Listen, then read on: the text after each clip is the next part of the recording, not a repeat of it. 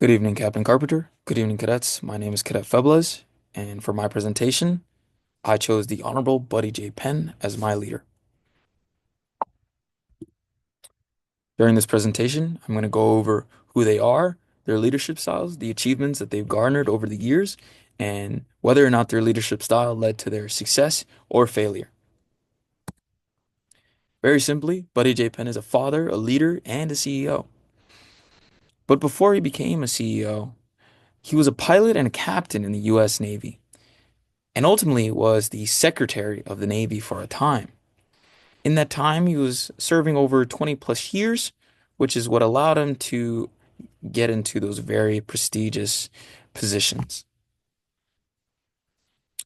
Now, based off the full range leadership model, I chose that Buddy is both inspirational motivation and idealized influence because he takes both of those kind of leadership styles and he intertwines them. And I noticed that he did that when I first met him uh, about a year and a half ago. And I asked him what his reasoning was for why he joined the Navy.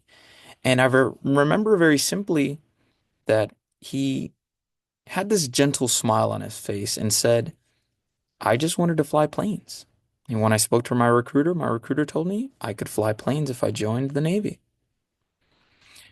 And upon hearing that, I realized that the kind of answer that I was seeking from individuals who had served didn't need to be this overtly intricate and patriotic answer, nor did it need to be this nightmarish description of a service that you shouldn't be joining. It could very well just be neutral and almost entertaining in a way. Uh, because for me, just hearing that it was as simple as flying, I felt that I could trust this man's word because he didn't have to put up this front to give me something overtly complicated. And it was in understanding the time period in which he did serve that I felt that I could absolutely be successful if I pursued the career in the military that I had so dreamed of already. And it wasn't until some months afterwards where we had another conversation again in which he tells me, as quoted at the bottom, it's hard to go out to tell someone to do something if you're not willing to risk it yourself, which is often the mark of a leader, which is very evident given that he not only was a cadet at some point but commissioned in the Air Force, but I am now en route to commission at the Air Force if I continue my good habits, of course, in his footsteps. Now, a man of his caliber does have his fair share of achievements, such as being selected for the pilot slot, especially in the 1950s, which is not necessarily a common occurrence because at the time the Navy was only hiring about one black pilot uh, a year. And luckily for him, he was one of those few black pilots. Uh, there was actually such few black pilots that were being hired at the time that Buddy actually knew those that were serving at the time personally.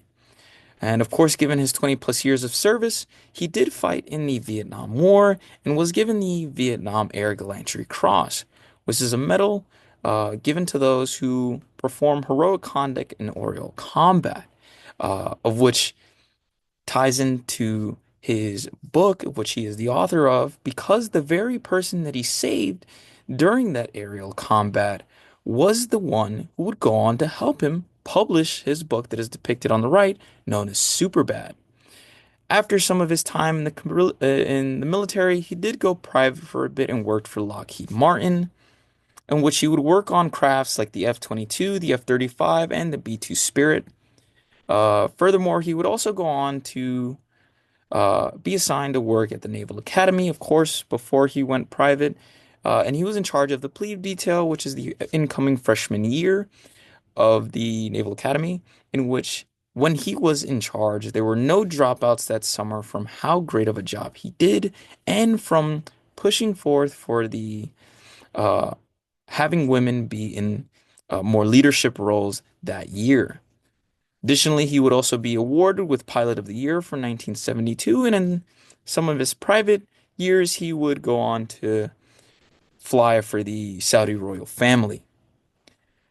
Lastly, he did have a pretty prestigious education. He got his undergraduates in Purdue University, where he would be an Air Force ROTC cadet, where he would eventually end up switching to Navy due to some unique programs that existed at the time. He pursued his master's in human resources at George Washington University and would further his education at Harvard University in national security policy studies.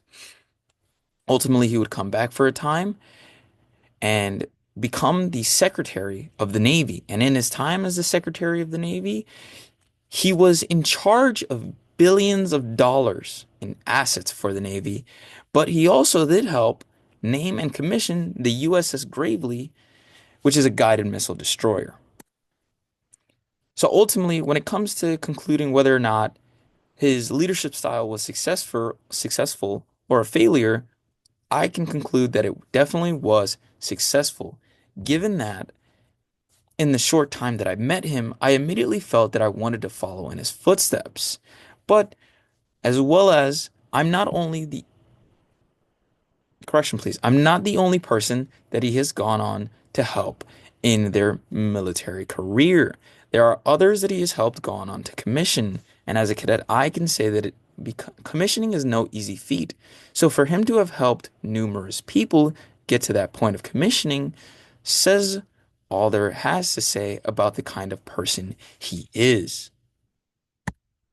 Now, during this presentation, we went over who he was, the kind of leadership styles, the achievements that he's garnered over the years, and whether or not he was successful or a failure, to which we've concluded he definitely is. There is no Q&A session due to the limitations of this presentation. This is my works cited. There are some areas that didn't necessarily state specifically my examples, but I do know this man personally, which is why I was able to give those examples. That being said, this concludes my presentation.